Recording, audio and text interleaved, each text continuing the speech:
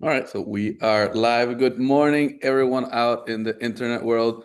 My name is Gabriel Rodriguez. I am instructor here, professor here at the graduate program in translation.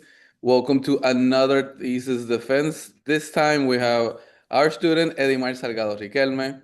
Edimar is one of the students that connected with me because of our common share of topics, especially with pop culture and all these interesting subjects that have been become more frequent as of recent. And let's just say they're ripe for a lot of studies, a lot of analysis, and we are here for it. All right. So sorry about the noises. My dogs are having a blast right now as well. So without further ado, I'm going to pass it on to Limar, who's going to speak about her thesis. But before I do that, I want to also welcome our readers here. Professor Jane Ramirez, as well from the graduate program in translation, also undergraduate students of pre-translation, and Alejandro Álvarez Nieves, who doesn't need any introduction because we just have him all the time over here, and he was my mentor in my thesis for my defense. So thank you for being here, Jane and Alejandro. So Edimar is going to present to us right now a bit about her defense and how she went about it. So Edimar, I pass you the baton. Thank you, Professor, and thank you to the committee for being here. I'm going to share my screen. Please let me know if you're able to see everything. Yes. Yes. Okay, so good morning. Thank you, everyone, for being here. Thank you to the committee. Thank you to Professor Rodriguez. Like Professor mentioned, my name is Edimar Salgado Riquelme, and today I will be presenting my thesis, Otakus in Puerto Rico, the role of popular Japanese culture in group settings, a translation of select chapters from Otakus in Puerto Rico, el rol de la cultura popular japonesa, en formaciones grupales, a thesis originally by Harry González Cordero. Um, I will be talking about the source text, the translated sections, the why I chose this text, the importance of translating this specific text and similar texts, my target audience, and all the translation challenges that came forward. So, a very brief introduction. The original title, like I mentioned before, is Otakus en Puerto Rico, el rol de la cultura popular japonesa en formaciones grupales. I translated this title into Otakus in Puerto Rico, the role of popular Japanese culture in group settings. The author is Harry González Cordero. I tried to contact the author. I was only able to contact him once, but I was never able to contact him again. He was very excited that I chose his thesis for my thesis. But here I have a little screen capture of the title page of his thesis that I could find. There is only one available copy. It's only one physical copy at the Biblioteca y Hemeroteca Puertorriqueña at the Jose M. Lázaro Library at the UPR Rio Piedras. The author probably has his own copy if he still has it. And there's probably some copy in a box at the sociology department, but there's only one available copy for people to read. So the source text is originally in Spanish. I translated from Spanish to English. The full text is 187 pages, and it is divided into four main chapters: glossary, references, appendices, dedication, and acknowledgments, like a regular thesis format. And it is a master's thesis that was submitted to the sociology graduate program at the University of Puerto Rico at Rio Piedras in June 2015. So the source text is an academic investigation, a sociology investigation into the otaku subculture in Puerto Rico specifically. The author talks about otaku subculture in general, but he focuses his investigation into the context of Puerto Rico.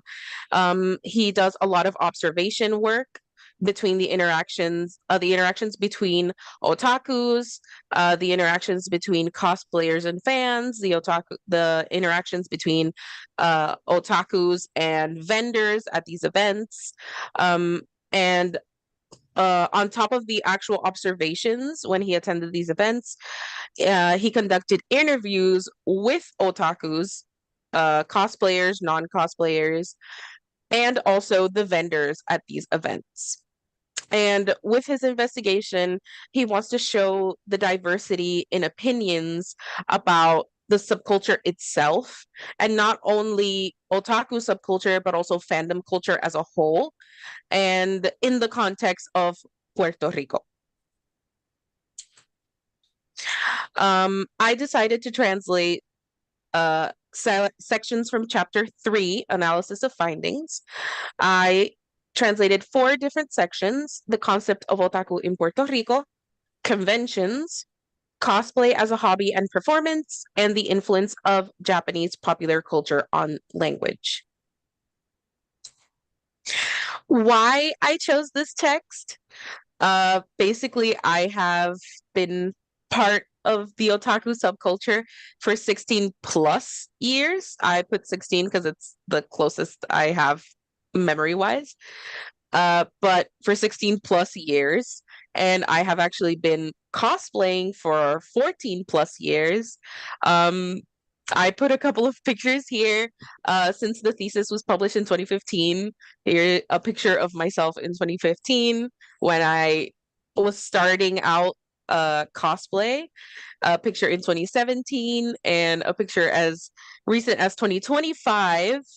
I have continued cosplaying, but one of the nicer pictures I have is from last year. And yes, I made all these myself. So the importance of this text and similar text. So the interest in Japanese culture in Puerto Rico, and not only Japanese culture, but Asian culture in general, the Korean culture, Chinese culture, there has been a huge boom of interest in Puerto Rico. And also having an academic perspective on this growing cultural phenomenon is amazing to see an outside looking in, looking at all these interactions, looking at all these conventions, all these events, and all this from an academic perspective, from a sociology perspective, is really important to analyze them. And also, this text in particular is really useful for maybe someone who doesn't really know about pop culture in general, for understanding it. So not only Japanese culture and anime, but also comics, video games, movie franchises, etc., etc. So my audience is pretty broad. There is an academic audience, obviously people who study sociology, and in general, the study of subcultures. Obviously, there's the specific culture, the subculture of otakus, but in general, the study of subcultures. And also for the general public, this would be, like I mentioned before, a really good basic introduction into fandom culture and Japanese culture. And the most obvious, I believe, is the otaku community. There are a lot of us that are academic otakus, like Erika, who also did her thesis on anime, on JoJo's Bizarre Adventure. She was kind of my guiding light here. And having an academic perspective on their own subculture's dynamics is a great way to kind of step back and analyze things that, in my case, for 16 plus years, things I've been doing, interactions I've been having for so many years, kind of stepping back and analyzing them is a great way to understand them better. So a couple of the translation challenges. The first one, I believe, is one of the most important. The word otaku as a culture-specific term. This word otaku can't be translated. There is not a specific uh equivalent, but like the author does, it can be defined, it can be explained, and it's a way to kind of understand it better, but it is a culture specific term. And along with otaku, more different many different loan words that come from the Japanese language. So terms like anime and manga, according to the Collins Dictionary, they are uncountable nouns. So is in English specifically, um, you say I've watched one anime, not I've watched 50 animes. So Yeah. according to the Collins Dictionary, it is an uncountable noun like anime and manga. Also, the constant changes in register. The sections that I translated have interviews with otakus and also the author's voice. So the formal tone that the author has while explaining and his findings and everything is very academic and very formal. But these interviews were transcribed. The author recorded the interviews and then transcribed them. So the interviews are very informal and very strung along. So there's very like you can see the difference between the author's voice and the person being interviewed's voice. Also, with what I mentioned before, the change in register, the use of conjunctions and commas. Uh, when I first, when I started translating, I realized when revising that I used an academic tone throughout the whole thing. And I realized that the interview sections lost their spoken and colloquial tone because I wasn't using conjunctions, I was using less commas to kind of make it more formal, make it more academic to match the rest of the text. But when revising, I noticed that it just lost its spark, if you want to say it that way.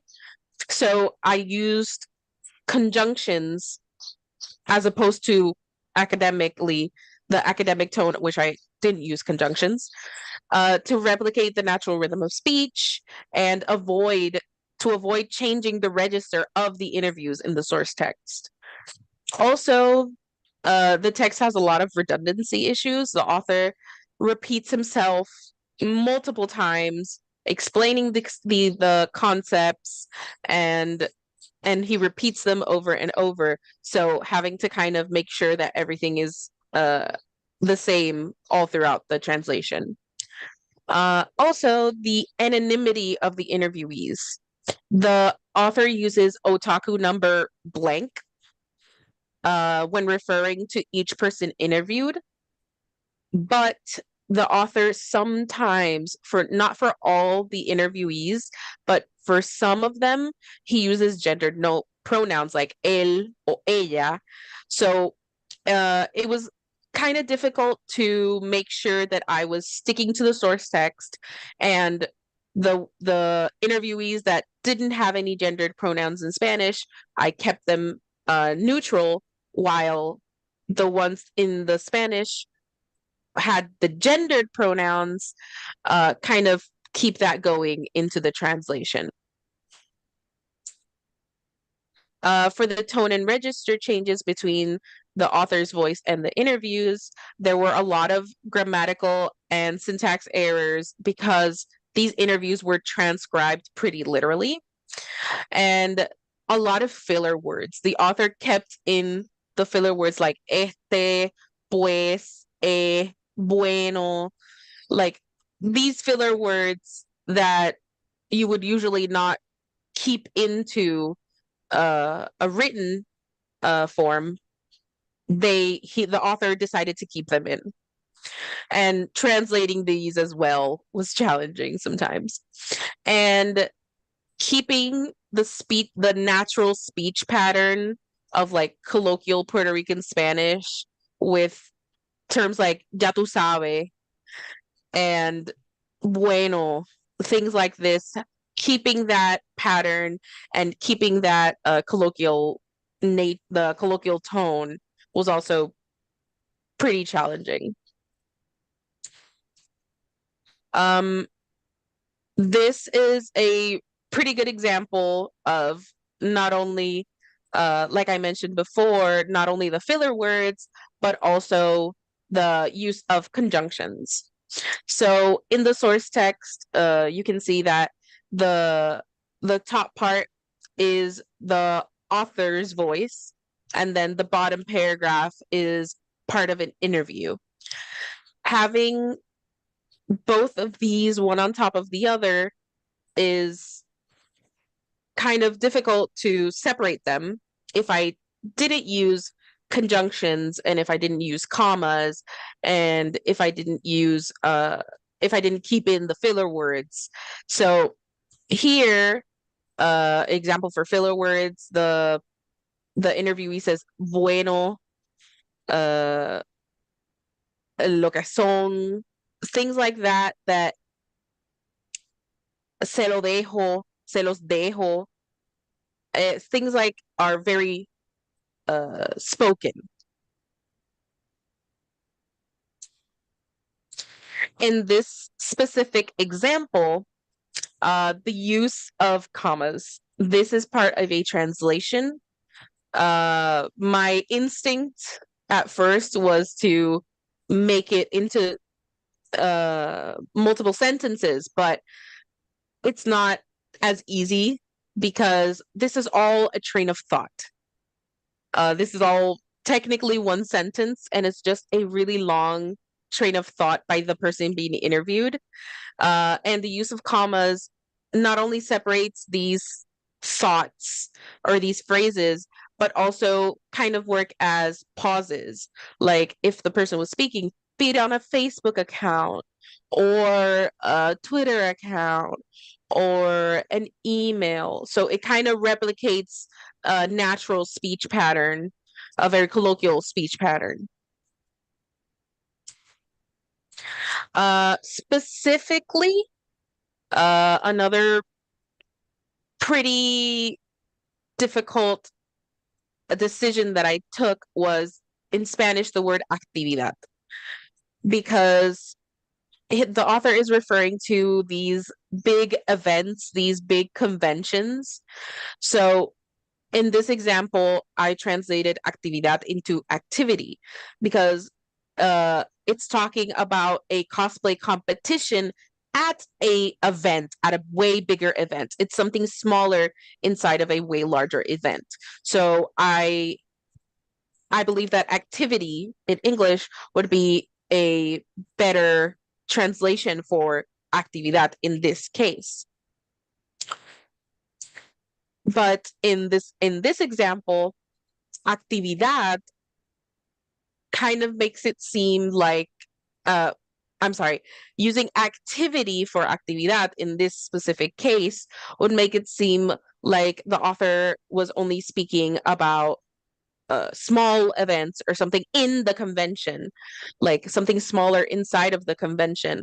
So in this specific case, I translated actividad into convention because it's talking about what vendors, what people that are selling at these events, what these people are selling at the convention. So in conclusion, I believe that these kinds of texts need to be written, like Professor Rodriguez said. There's a lot coming in fandom culture, academic fandom culture texts. Fandom culture in general is growing every day with the use of social media and all of this. Things that used to be pretty isolated are now growing. More people are learning about what anime is, and more people are learning about fandom culture. And these events, specifically in Puerto Rico, the events that the author went to, like Puerto Rico Comic Con, still take place every year. Kaizen Festival, unfortunately, is not happening anymore. But there are so many events happening multiple times a month. Back in that in 2015 when this was published, these events were very sporadic during the year, but nowadays they're much more prevalent. They're much more consistent. So you can see these interactions take place way more often. And also understanding fandom dynamics is really crucial when you're trying to be a part of it. And like Professor mentioned before, the future of academic fandom texts, having that acceptance and inclusion in formal academic spaces, I believe is really important. Just like Erika wrote her thesis, I know she did a symposium about a video game, and just having that acceptance and inclusion of fandom text in the academic sphere, I think is really, really important. I want to thank the committee. I want to thank Professor Rodriguez for helping me get to this point. It was very rough, but I got here, and that's all I have for now. Thank you very much. All right, very good, Edimar. Thank you. And now we pass it on to the committee, the readers, so they can offer their comments and observations about the text. Who would like to begin? Go first. Yes, Jane, yes, Okay. please. All right. First of all, I want to say I really enjoyed reading this thesis because it's a world I'm not familiar with. I'm an extremely casual here. I have had some contact. I've read some anime, but I mean I've seen some anime. I have not read any manga. So this is very foreign to me in many ways, and I appreciate the what you just said about the need for this the need for formal study and the need for this to be taken seriously as an academic topic. I mean, why not? It's anthropology. So I found it very interesting and I enjoyed it.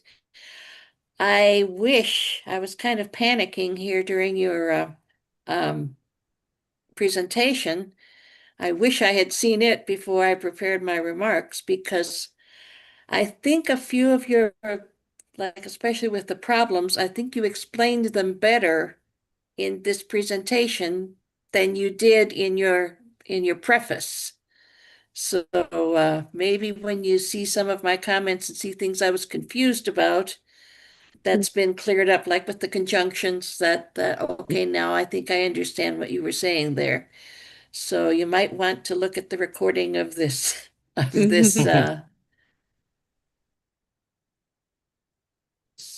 now things are clear. But anyway, I have a list of just a few things I want to comment on, primarily from the preface, because I'm very interested in prefaces.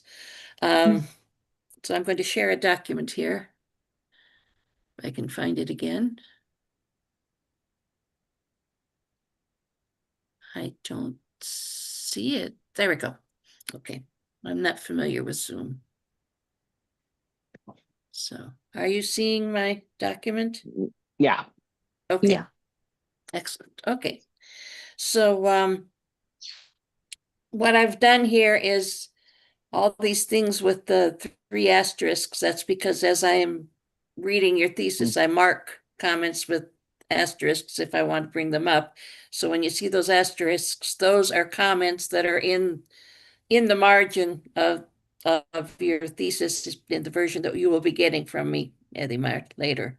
So those are my comments, and then the rest are excerpts from the actual thesis so that all of us can see what we're talking about without everybody having to go try to find the page number on their copies. So what do you do with accents in proper nouns, people's names in a thesis when you're writing in English? Some people choose to to take them all out because this is an English thesis and we don't write names with accent marks in English. My personal practice, unless a client wants me to do it otherwise, is to use accents in all of the Spanish proper nouns that require them, even though I'm writing in English. You decide how you want to do it, but you really need to be careful to be consistent throughout the preface. So I'm sorry, I agree with Jane on this. And actually, I'm a little extreme. I actually like to be, my last name is Álvarez with an accent, okay? Mhm. In Yeah. English, in Russian, in Chinese, I don't care, okay? I'm very, very, very, very a gatekeeper about how you spell my last name. It has an accent. You have to write it. I don't care. Okay, that's in my case, you know. So Bayamon has to have the accent in the O.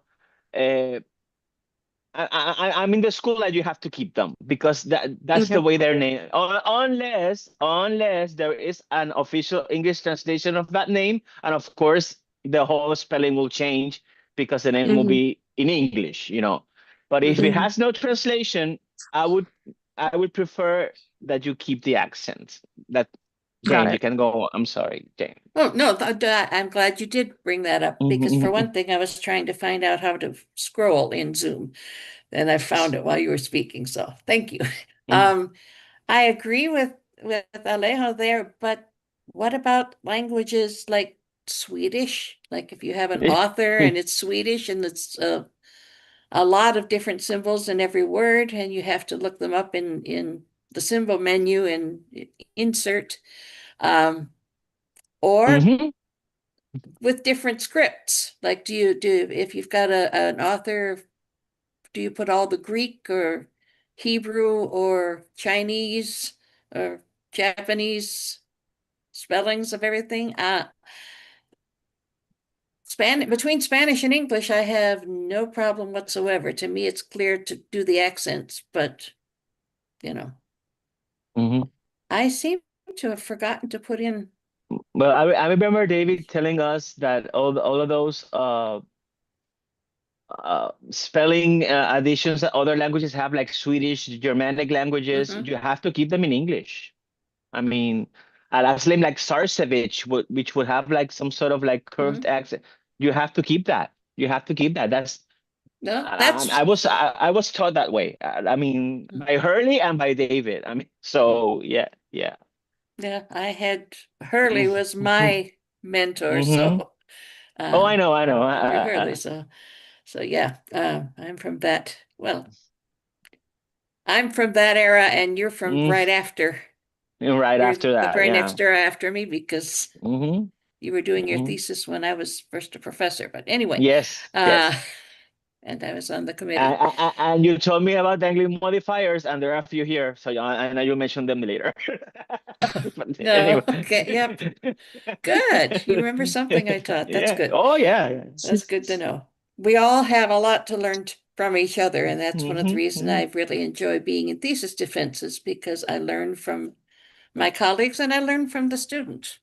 So anyway, I find I've got some things I put this document together quickly, but let me scroll down to where this happened. See, sometimes when you write Rio Piedras, you use the accent, sometimes you don't. And on one page, you actually gave your author's name in two different versions, with or without the accent. So I strongly recommend using the accent, but even if you decided not to, be consistent. Yes. Put it out in all the time. And you're going to hear me say that several times, but be consistent. Okay, we'll get back to that sociology thing in a minute, but which I concur with, by the way. Okay, good. So whatever you and your advisor choose to do, and I don't think there's any question about that, just be consistent throughout the preface. And if it comes up in the actual thesis, then also there. And this one we've already discussed before that, so we don't have to talk about the putting all of the committee members' names. Okay, here's one. All right, this is the one that Alejo said he agreed about. This sociology graduate program sounds very strange to me. That word order, and I thought, well, maybe I'm just thinking of graduate program in translation, which we're all familiar with, and maybe I'm just prejudiced by that word order. Maybe that's how they do it, but no, the more I looked at it, the more I thought no way is that how they do it. Linguistics I also checked. is linguistics is also graduate program in linguistics at the at our campus. So I even tried it on Ngram Viewer, and I put 3 different word orders there, and 2 of them it just rejected flat out. And the only one that Ngram Viewer had in its data bank which is Google Books, was graduate program in sociology. So there's a simple way to fix this, because I bet every secretary in every department in UPR knows what their program is called in English, because sometimes they have to do things officially in English. There's surely an official name in English for each of those. You just contact and this is a solution for a lot of problems like that. Rather than coming up with your own version, contact the office of the department you're talking about, sociology department, and ask, what's the name of your graduate program in English? And they should be able to tell you. But I would think it's graduate program in sociology, maybe. So, okay. So that's just something for you to check out. That's the 2 spellings of Gonzalez. Okay. Are you using a style guide? And this is one of my really big things. I didn't see one listed in your bibliography. And quite frankly, I don't see evidence that there's no consistency in your formatting. So I've got a feeling you're not. Do you have a style guide chosen? Do you have one available? MLA. Okay, MLA. Well, I'm familiar with the system, of course, but I don't have the actual manual, so I don't know how thorough it is. I like CMOS because it's very thorough, but it's very long, so a lot of people find it hard to use. In block quotes, but it's an excerpt, but it's commonly called a block quote, which you have quite a few of throughout your thesis. If it's a block quote, that already marks that it's a quotation. You never use quotation marks with it. And that's it. I really recommend that before you start making corrections, pick up your MLA manual. I hope it's the most recent edition, and read the section on quotes, because there's a lot of inconsistency. I'm sorry, Purdue University has a free link called Purdue OWL, and they do APA, they do MLA and Chicago. Yeah. So so you don't have to buy the book, you can just access. Well, if she already has it, I thought, I was using Purdue as well. Oh, you were using Purdue. Yes, I use Purdue all the time. Purdue is the latest version. They're always up to date. So that's always good. So yeah, if you're using the Purdue online, it's up to date, because Alejo said so. Absolutely. So you need to do a little studying and brush up on format on that so that you can get it. It's important, because remember, the one part of your thesis that other people are going to see is your preface, because the program publishes prefaces and not the thesis. So you want to have good academic style on that. So that's one of my most important concerns, that you get proper style. Also, you're very inconsistent. Sometimes you get it right. Sometimes more times you do it like you did here. When you've got a page number down here at the bottom, can you see my cursor? I don't know when I'm sharing. Yes, we can. Yes. All right.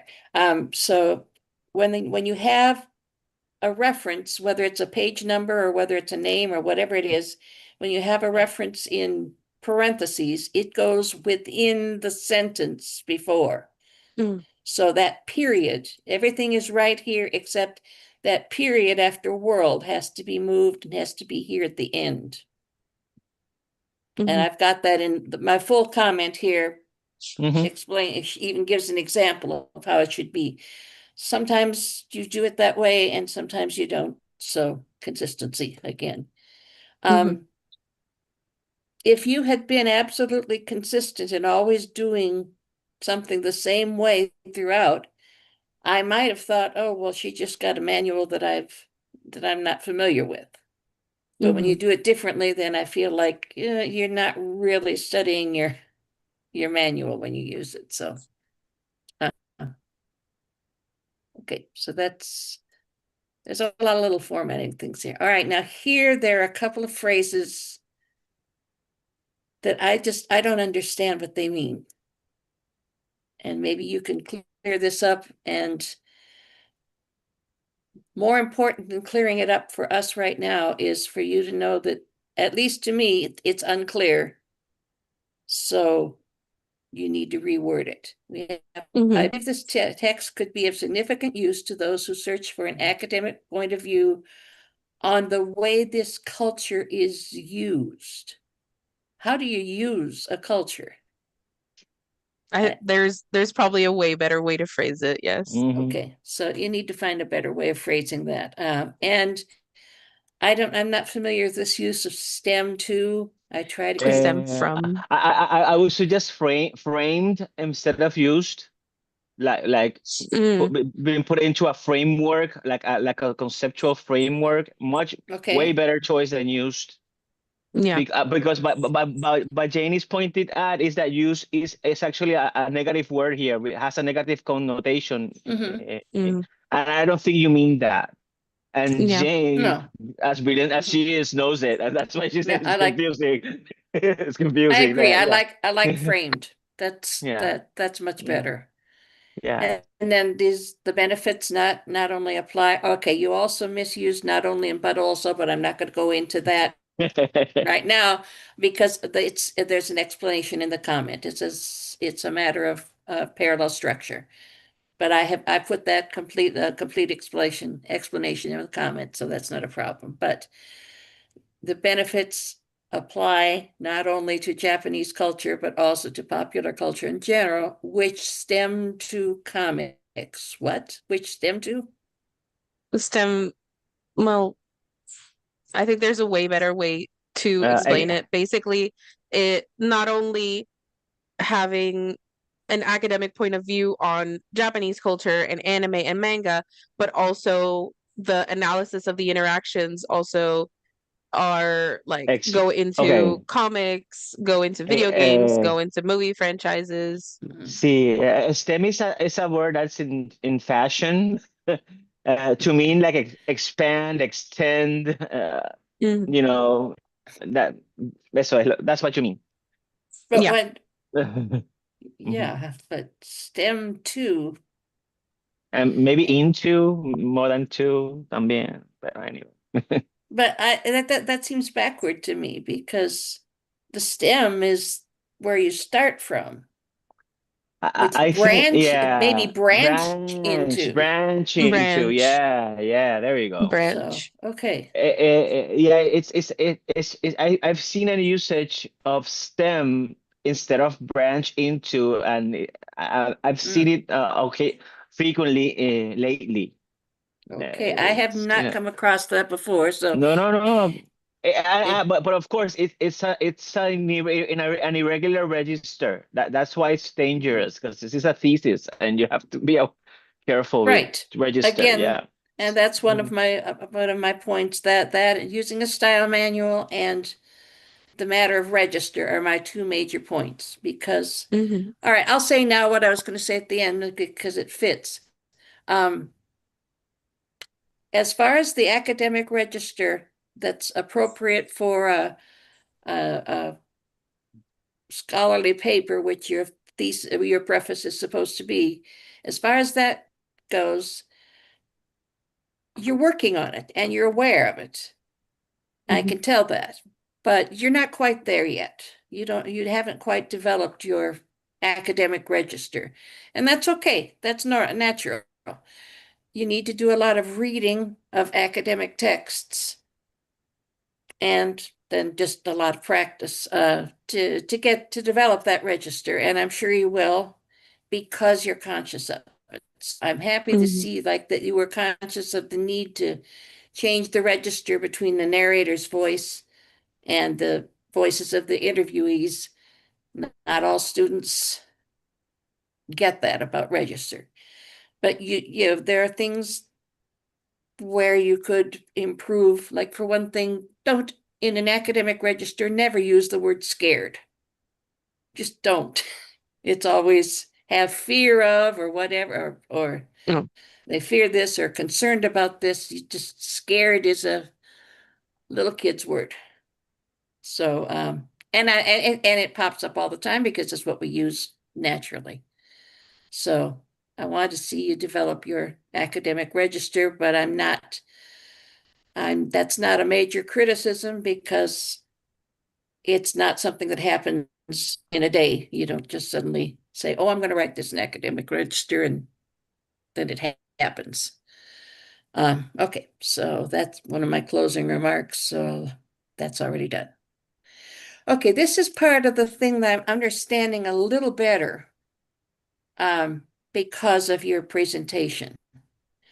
I was totally puzzled while you talked about adding conjunctions to the interviewee's speech, because you actually took one away. I counted the conjunctions in Spanish, pero, y, porque, pero, and y, and you had only 4 in that same section of your translation, just but, and, because, and. I think, and I think maybe that was the paragraph you gave us was not necessarily there's something wrong with the format of this copy of from your thesis. Maybe you didn't choose the ideal example. Thank you. The ideal example in this and in the commas as well, because I don't see any difference. I don't see that you added commas, or I don't see that you added conjunctions. I think maybe what you're trying to say is that you kept the style of run-on sentences. Yeah. In your when you were writing the colloquial language. One time in your preface, you did mention run-on, but when I looked for conjunctions per se, I couldn't find that you were adding conjunctions. I think what you were saying is you kept the messy, chaotic syntax of what the interviewers were writing, and maybe if you had explained it a little bit more like that in your I want to talk preface, it'll be clearer. I think, and Jane has a point there. In those transcriptions, of course, this is oral speech transcribed, right? And it's not just conjunctions and commas. It's syntax. It's register. So maybe you can expand it to a broader problem regarding the fact that you're dealing with oral speech that is in a written form, and therefore you have to make some adaptations for it to be so it could read better in your English version, which you did, and you did really well throughout your translation. Actually, I like the fact that you took it upon yourself to say, well, listen, it's okay. It's a transcription, but however, sometimes it sounds too poor in terms of presentation for readers. So you did what you had to do. You thought as a translator and decided to implement the necessary modifications for it to flow. Mhm. So Mhm. maybe Yes. instead of focusing on just conjunctions and commas, which as a reader might be a little bit confusing, maybe expand the scope Mhm. of your explanation and maybe just talk about the register in general, because the conjunctions and the commas are actually part of this more colloquial conversational register regarding the interviews of the otakus. Eso. Go ahead, Edimar. That's it. That's Not it. only I was not only Edimar the had the hand up, okay. so. I'm sorry. Not only the conjunctions and the commas, but the contractions. Because Mm-hmm. using contractions Mhm. which was something that I kept going over and mulling over in academic text, you wouldn't really use contractions like gonna or I'll. It's I will, I'm Mm-hmm. going to. So adding those contractions made it also sound way more colloquial. Mm-hmm. Mm-hmm. It did look a little odd one place when there were two they are's in a row, and one of them you made a contraction, and the other one in the just 6 words later you wrote they are. But I don't know, maybe a speaker does that sometimes. So Mhm. that didn't bother me. I appreciated your point, the general point that you were making in that part of your preface. I understood and appreciated it, but just don't say I added commas or I added conjunctions, because you didn't actually add, at least not in Mhm. those examples. You didn't actually add any that were not there. Like the one in the commas, you actually put commas, the exact same number of commas, and in the very same positions as in the Spanish. You copied it from the Spanish, which was the right thing to do. But you weren't adding commas. So I was confused by that, by just the way you explained it. So Mhm. yes, try to give us more on the general comment. All right, what Alejo said. Get out the recording and listen to what Alejo said, and that'll take care of that. Because for a long time I thought for a while you meant like that you didn't know what a conjunction was, that you were thinking of fillers. But then later on you did say filler, and I saw that one of your sources is a whole article on fillers. So I figured, well, of course she knows what a conjunction is. I just wasn't understanding how you were using it. So, okay, again with the commas, we've already discussed that one. So in this one, it was the same number of same commas in same place. All right, since we're on this page, this is not a major thing, but I've corrected this several times. We don't say I translated this sentence to. As. We say as. I translated it as this. We use to when we're talking about the languages. I translated it from Spanish to English. That's where we use translate and to. But when you're giving the Spanish example or the source text example, whatever it may be, and the target text example, I translated this sentence as. See, I agree, and putting myself in your shoes, prepositions as a non-native English speaker are a headache. And Yes. when I translate into English professionally, I do just one reading, just on verifying that my prepositions are idiomatic, are in the correct usage, Mhm. because I still make prepositions mistakes, because of course English is not my vernacular First language. yeah. And I did this kind of mistakes in my own thesis. That's what I mean. Because it just really pops into your head in the other language, and just flies by your head, and you just write the to instead of the as. So Yep, I understand.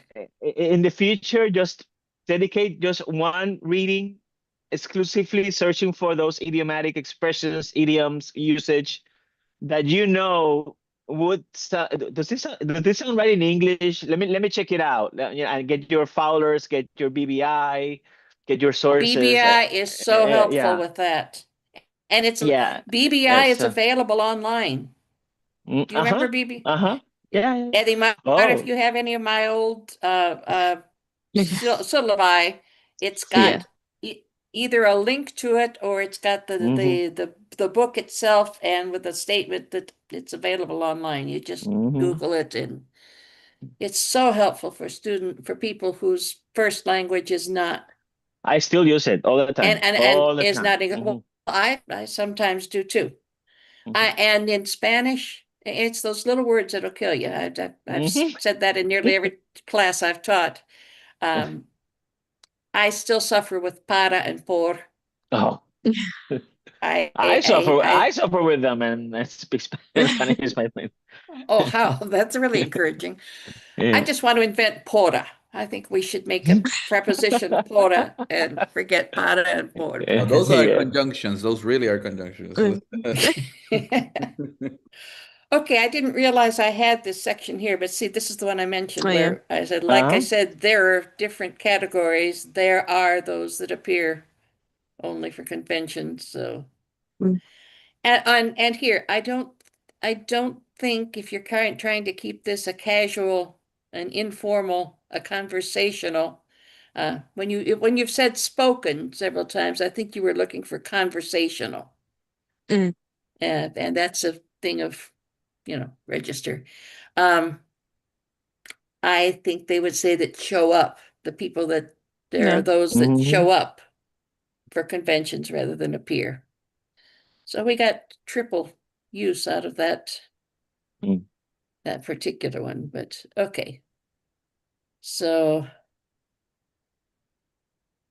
here, this is just chance that happens to be in there, but you left out a word. Interviewee replied in this manner. I wasn't mad at planning to bring it up, but I know a thesis is very long, but when it's just maybe stop every paragraph and read it out loud. I do that with everything I write, except for when I'm lazy and don't read aloud my emails, and then that's the one where I invariably see that there was an autocorrect or a typo. If you read what you've written out loud, looking at each word on the page, but then saying it out loud, you'll catch a lot of those things. I didn't see a lot of like omitted words, but that happened to be one. Okay, now here, this speaker, and I kept track of who's male and female. Every clue I saw, I wrote down. I don't have them all, but I know that number 1 is male and number 8 is male and number 9 is female. And I don't have a number here. The female one, she ended her own talk with a feminine adjective. Cómoda. Is it cómoda? Cómoda, yeah. Me siento cómoda, algo así, me siento cómoda. Yeah, so something along that line. I don't, it was the very last word of it, and I don't remember. But whatever it was. But you have to say she said instead of he said. That's, I think, where you're going. Right. So look for clues on their gender, because it's important. Now, okay, this speaker who I just mentioned, it's apparently male. This speaker is making some sort of distinction between anime and animación. You used anime all the way through. Like, why? Because here's this one. All right, this is just because the comma needs to be before the quotation marks. But everything I post is related to anime and manga. My profile picture is anime. My background is anime. Basically, everything is anime. But if you look at this in Spanish, it's let me find my place. Todo lo que posteo es relacionado a anime, Mi foto de perfil es de animación. El background es de animación. Básicamente todo es animación. Sabes, mi vida gira en torno de la animación. Now, I don't know whether this person just uses those two terms interchangeably or what. Can you Yes. explain why you chose to keep Yes. it all anime? In Spanish, a lot of people say animación japonesa when referring to anime. So Okay. anime stems from Japanese specifically, like the word anime stems from Japanese. So when someone says, "Oh, what is anime?" in Spanish, "Oh, ¿qué es el anime?" Es animación japonesa. So because you can say, "Oh, animación," but animación could mean like animación, like cartoons, like American Mhm. cartoons, Sure. or it could be from any other country, but the specific, because it's talking about otaku culture, I decided to use anime instead of animation because he's talking about like specifically anime. Like Sure. my profile Yeah, picture is yeah. anime, this is anime, that is anime. So the interviewee was, obviously I can't be in their head, but the interviewee was referring to just anime and not Mm-hmm. animación, just animación in general, because it could be American cartoons or Sure. it can be like a Korean manhwa or any other thing like that. Oh, But because it's referring Edimar, specifically to in anime. American culture, especially recent pop culture, animation is mostly used for when it's Disney type animations. Like if Yeah, it's Mm-hmm. also, animation in yeah. English, it's Mhm. that type of animation. Only recently has animation been started to use for also Pixar style CGI Mhm. animation. Mm-hmm. But people, if especially people our age or generation, which Mhm. saw the advent of it, we still decide to make it say 3D animation. But in modern times, Yeah. it's Or becoming just claymation. yeah, like exactly. Claymation. Claymation is another style. Animation, Yeah. stop animation. I Hmm. remember for the older Mm-hmm. crowd. Right. Mhm. They Yeah, were a stop lot better than what animation. we have now, but Mhm. just another conversation. Okay. Mm-hmm. Hey, hey, are you calling Okay. me old? Huh. However, back to the point, because we're not going to talk about anybody's age here, because I'm the oldest one in the room. Um, so I think I would have, just because he uh used both terms, and because of what you just said, Edimar, that some people use the phrase Japanese animation. I think Mhm. maybe I'd throw that in. Maybe not every time he said animation, but maybe once or twice I would put in Japanese animation just to show that he used a different term for the same thing. And that I think that would be more faithful to Hmm. the transcription, to the language of this speaker. Now, my colleagues are welcome to disagree with me on that. I'm just telling you what I Uh, think I would no, probably do. no. Another choice you could do that is definitely a choice. Another one is just write a little bit a paragraph about the concept of anime in your preface, and then explain your choice why you kept anime throughout and did Mhm. not. You can either do one or the other. It'll be correct and That's acceptable. all right. I've got one little quibble with that. Um, Uh-huh. let's suppose that someone reads this thesis and says, okay, I'd like to hire Edimar to translate more of this, like maybe the author, and have it published.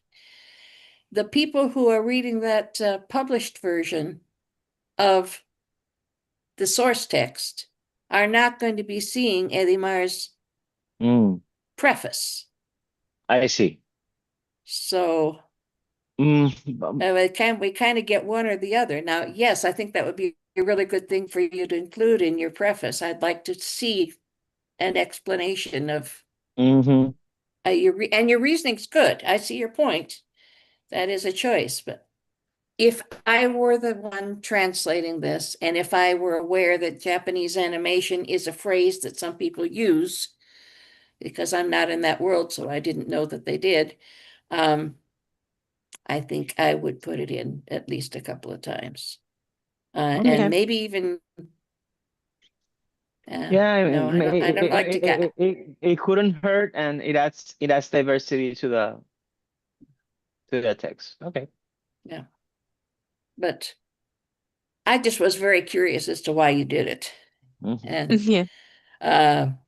I think I have one, those are notes to myself of things to mention, and I think we've already mentioned all of them. Okay, I can't, I apparently don't have it. In a lot of your footnotes, you used the term them. I Yes. don't think that's used. I don't think MLA uses that. I think you took that. It's an accurate term for what it says. Yeah. But I found it as maybe as sometimes being still used in bibliographies to not repeat an author's name, but you did it with either, what is it, asterisks or dashes, hyphens, which is the way that I've learned to do that. I used I think it them would because be, I was. Oh, I'm yeah. sorry. No, okay, go ahead, tell me. Tell me No, more, because I'm also, I was following the them the same as the author did. So I was right. trying to be as accurate and as yeah, accurate. Okay, I see that and I appreciate that. On the other hand, if you're writing an academic paper in English, it needs to be according to English rules. So what would it be? What would it be? I don't know. IBID? Oh, IBID. Okay. Oh, okay. Okay. But even so, I'm not entirely sure. Yeah, But I I'm think pretty but sure, yes. both are Latin. Ibidem and idem are both Latin words. I don't know Okay, what is the difference between one and the other.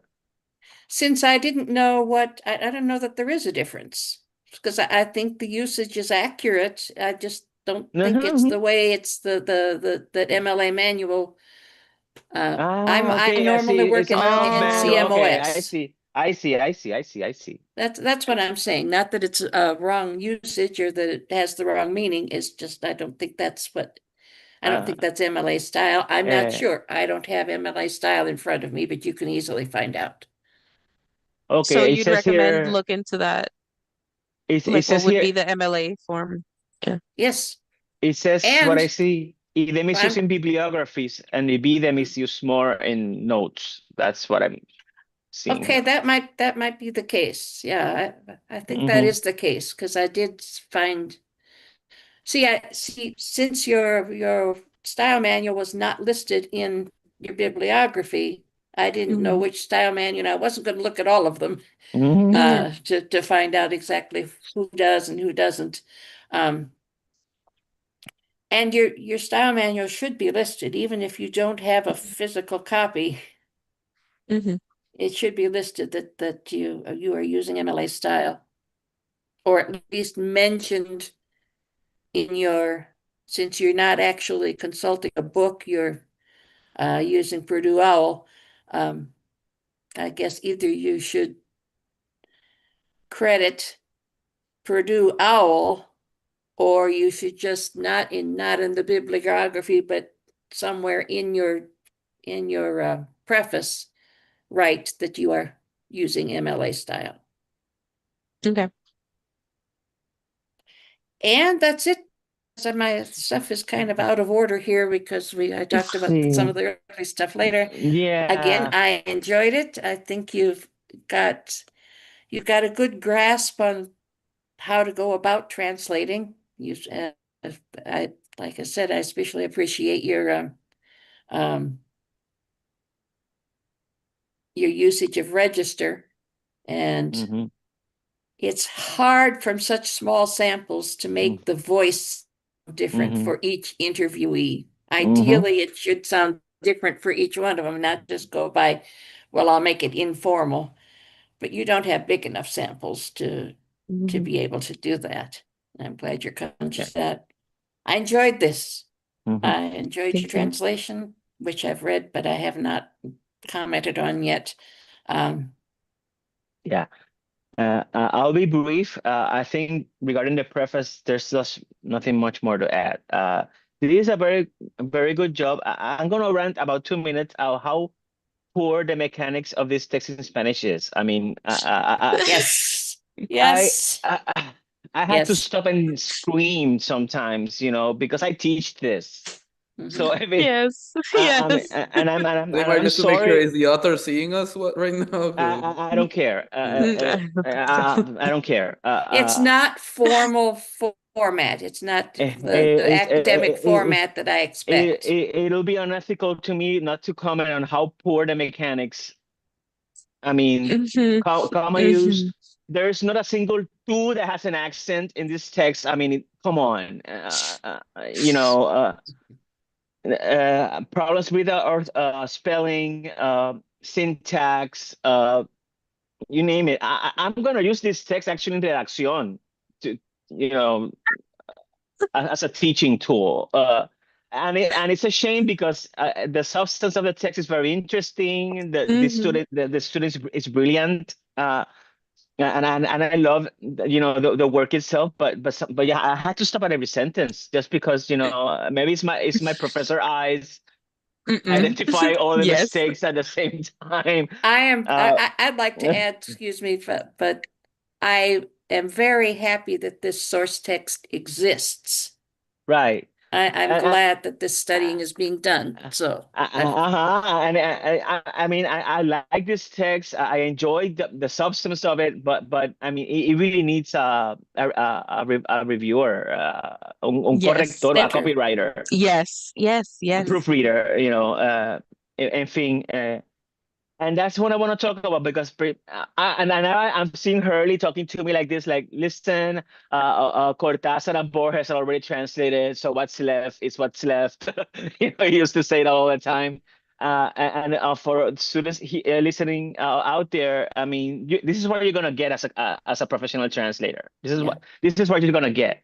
So you have to get over that hump of Mhm. and start working and what you did is very good because you correct of course you dramatically improved the quality of the mechanics of the text in English and that has to be said and you did the right thing which is they has to adapt to a register to in its work in its correction in its revision in its and you did all of those changes but at the same time that those poor mechanics have some things that I have to comment about, Mhm. and it's of course the use of quotation marks, uh, because of course the author is using a lot of loan words in Spanish.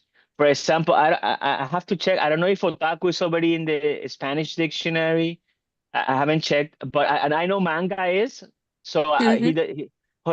he did not have to. otaku is in English. Otaku is in Oh, the Merriam-Webster otaku Collegiate. manga, and anime Oh yeah, are all in the. I use I call them the big three, the Collins, the Merriam-Webster, and the Oxford. So Yes. they're in all of them.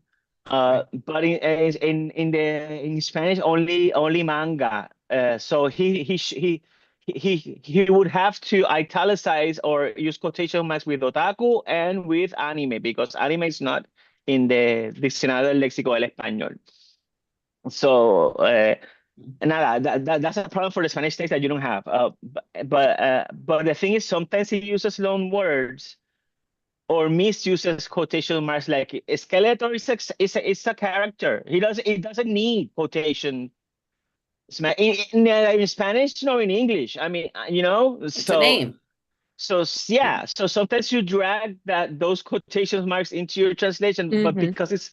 because the mistakes is in the Spanish version. So I just Mhm. pointed them out because it really doesn't affect the substance of the word, but I pointed out like no quotations back here and of course you have to review the rules of capitalization sometimes because there's a name of a text that all the words have to be used capitalized because it's the name of a Mhm. title. Oh, Mhm. you're talking about the headline style. Sí, bueno, es That's what que it's called, headline style. Right. Yeah. And if it's the name of a series or the name of a book or a comic, that's a major work. So you need to use those rules. And MLA does apply those rules Mhm. of capitalization. So I just te los marqué, ¿verdad? And those are kind of minor things. And also you have to be careful when otaku is used as the word otaku, then you need to put the quotation marks because Mhm. it's a meta-linguistic use of the word. So Right. again, sometimes you drag the mistakes from the Spanish unawarely, pero tampoco es un big issue, tampoco es que, ¿verdad? Mm. El misgendering solamente lo vi una sola vez de cómoda. It's a she said. I felt, ¿verdad? So I think I only saw it once. And then I have a question. Esta cuestión, porque I have my Akira here and I have a few. I'm not an otaku, ¿verdad? But I do. I would say I had my otaku face. I saw Akira, I saw a Ghost in the Shell, Oh. Mhm. Evangelion, I saw the whole thing, Mhm. Attack on Titan, you know. Anyway, but I will. I have the question. Este término de casual, is it from the English or is it how you call them here in Puerto Rico for people like me? Who are not who are not an otaku but kind of like otaku curious, you know. Taco curious. Um, I think like that's that. more in Puerto Rico because in English you can say, "Oh, I'm a casual reader, casual watcher." Okay, But in Puerto Rico, a lot of pero people still say to this day, because this was but but, 2015. but si, Mhm. si, si te culture, as you said, que hablan mucho inglés entre ustedes, Mhm. ¿el caso lo dicen en inglés o en español? I think, I guess it depends on the person because some And, people, oh, I'm sorry. Well, okay, you should have finished your sentence Si no, rather than. the thing is, But es que, ajá, it a lot depends on whether you're using casual as a noun or eso, as an adjective. I am a casual. Like I said when I first started my comments, is I'm an extremely casual. exacto, Trying to figure because you're porque using it as a noun there to describe the person. and mhm. casual is not And a in noun. English, Ni casual is an tampoco, adjective. también en español, tampoco es, también es un adjetivo. So, Mhm. my question is, si es que ustedes dicen, tú eres un casual, or you guys are, Sometimes, yeah. okay, so, That's and you why say, and you also say it in English. There's an English Yeah. use. Okay, so, está bien, está bien. Maybe you can write like a note on that in your preface, because Okay. casual, both in English and Spanish, is an adjective. Mhm. So if it's gonna be part of your an otaku jargon, actually you can propose it as a Puerto Rican otaku jargon, you know, Mhm. ¿verdad? Which I is think Yeah, she because actually, did. She did así, explain somewhere así, bueno, in the preface. You explained a ver, what a mira, casual She is, explained pues, it, but she didn't propose it as but like Alejandro okay, right, a said. jargon. she Yeah, didn't so mention it sí, as casual as a yeah. noun. porque it sounds strange, but if that is your guy, is that's how you guys are talking, then I Mhm. have to respect your culture, you know, ¿entiendes? O Absolutely. sea, y hay que legitimar esos usos, porque son usos subculturales que, pues, si se está usando entre ustedes, hay que legitimarlo, ¿entiendes? En Mhm. fin, Yeah, because eh, eh, a lot of people say, "Ah, tú eres un casual." está Like bien. Que you me Mhm. don't gusta watch porque, it that much, but you watch it sometimes. and I like it because it's not as cool as saying a poser, you know, which is really Yeah. negative. Yeah. You know, but because then I'll kind of fit in the definition of a casual, you know, because I'm a casual in everything because you know, I don't like joining groups. I like to be a free agent, you know. I don't like to be like I like the freedom of if I want to leave here, I can leave here, you know, at any time. Anyway, ya hablé de eso. El misgendering es una sola vez.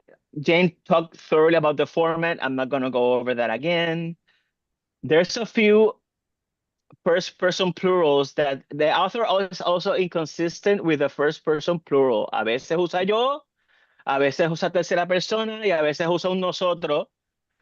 And you did a very good job in avoiding those nosotros, but there are a few, I think 2 or 3 occasions that when you drag the we and the us, that you might, well, again, it's a matter of consistency. I remember I see her yelling at me, what is this we? You know, who's this we? Remember, Jane? Like, who's this Yes, yes.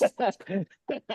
So, nada, lo hiciste 2 veces nada más, o sea, que tampoco es un problema recurrente. O sea, it's just, you know, se te fueron. A mí también se me fueron en mi tesis, relax. Sí, so capitalization again, and the only one instance, así que with activity, for example, I had the whole experience. And the first time I didn't like it, then I started slowly liking it. Because I worked at hotel. For me, activities are more like recreational and sports things more than. But again, you can also make the argument that entertainment could also be recreational and expand a little bit the meaning of activities. So yeah, but also sometimes you could use event What I or suggested sessions or events. You know. Anyway, I just te los marqué. Jane. Session. I recommended in my comments to you, Edimar, to use event only and exclusively for the big thing, for the I convention, agree. and never I use agree. event for. I like that I didn't include the idea of session. I just said that subdivisions could be called activities. But Exactly. I like Alejo's suggestion that some of them can be session if it's a big thing. And it's actually a tricky mistake that an experienced translator could make, because in Puerto Rican Spanish, eso de la actividad, en vez de decir el evento, es muy de nosotros. So I could see where one can like be at least confused when deciding what to use, you know. But something that I see lasts myself more in than your a shoes day. there. Anything that lasts more than a day is not just an activity. So, well, to the point, I'm sorry for well, you interrupted me a bunch of times, so I'm interrupting you. So, dale, go ahead. There's a little confusion in that Kaizen one, and in how often the cosplay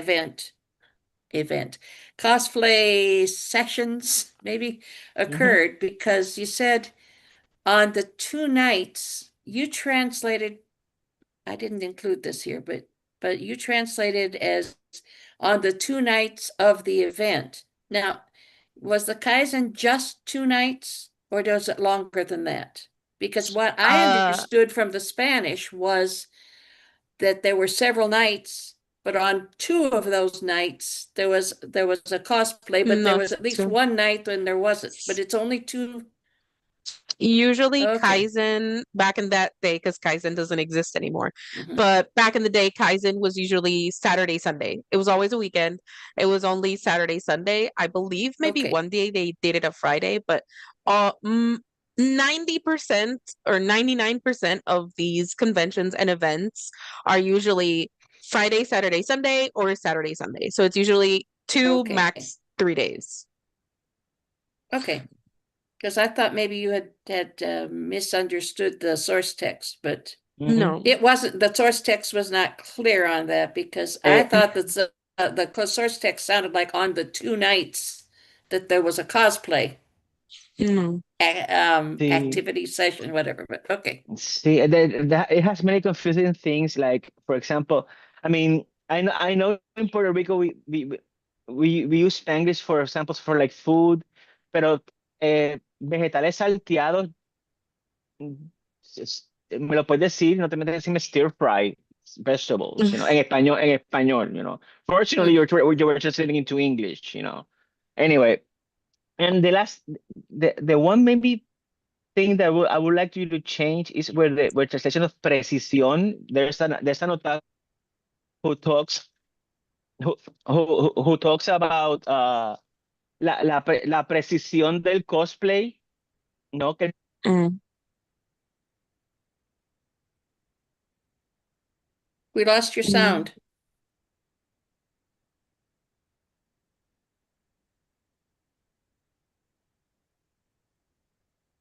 We are live, people. This thing's been happening.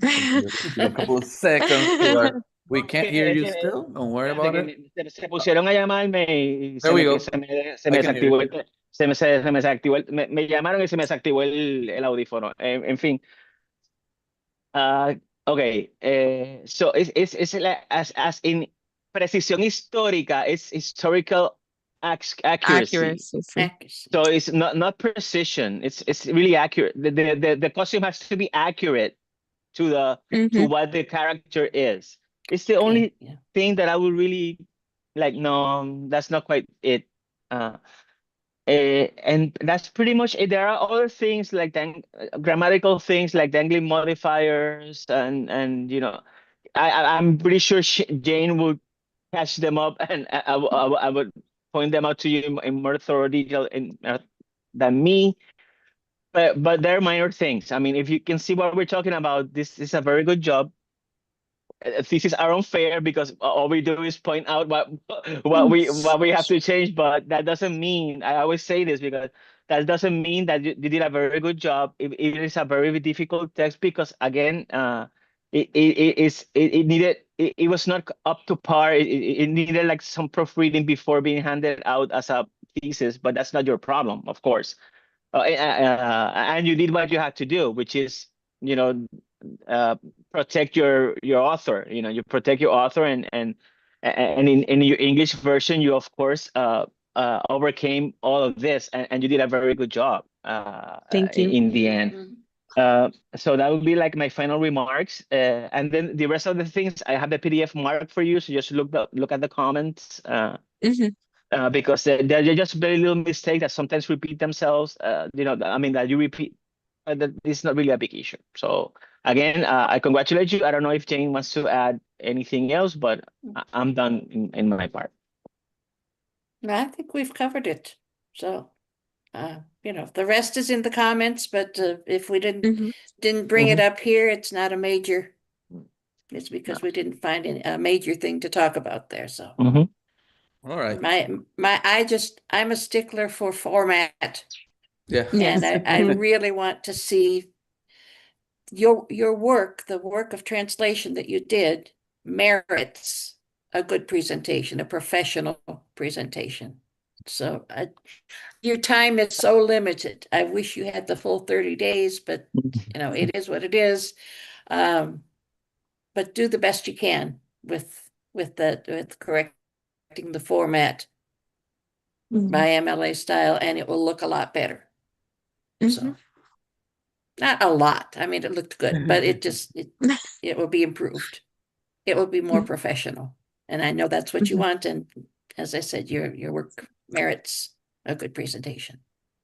All right. So, and I'm done. Thank you, Jane. Thank you, Alejandro. We will now go on to the delivering process, which means we're going to call and summon Barbara back here into the main room so that the professors can be separated into another room or made to step out. I think Edimar is the one who's going to be sent away while we can deliver. Yes, the main thing is that we go off air. Yeah, exactly. So we have to go over. So we're all right. So welcome back, everyone. Thank you for joining us. Thanks to Edimar once again for her work and giving all her effort as a student as well. Some of us have taught her here, and we know of the excellence that she has. And so the committee we've been discussing, and first of all, congratulations, Edimar, on your job. Well done. We are giving you the distinction of notable for your work, pending that you do those corrections and are able to hand over by the date that Barbara has told you already. But really, we liked your work. We liked the subject that you discussed, the challenge that you undertook over yourself with this text and everything. We recognize it, and we would like to applaud you for it. So Thank you very much, Edimar, and go celebrate, I would say. Yeah. It's Don't go too- yet though, because you have to stay around for the picture. Yeah, no, don't go Yeah. yet, but celebrate everyone who's out there that Yes. know Edimar. Take her out, eat. There's some very good Asian places around here. Keep it in the theme. Obviously, Don't look at the comments tonight. exactly. That's Exacto. good, very good, very Let good. it go. Let it go Maybe for today. tomorrow, Yeah, just but not celebrate. tonight. And you got it. You're a master. So Mhm. congratulations. Thank you so much. Sí. Anyone would like to add anything else? Nada, congratulations. Very good job. Congratulations. Happy Thank for you. you. All right. Thank you. So thanks everyone for tuning in. We've got more with the same cast. At least Alejandro's staying over in the next one. I'm on double duty today. So thank you everyone for tuning in. Until next time.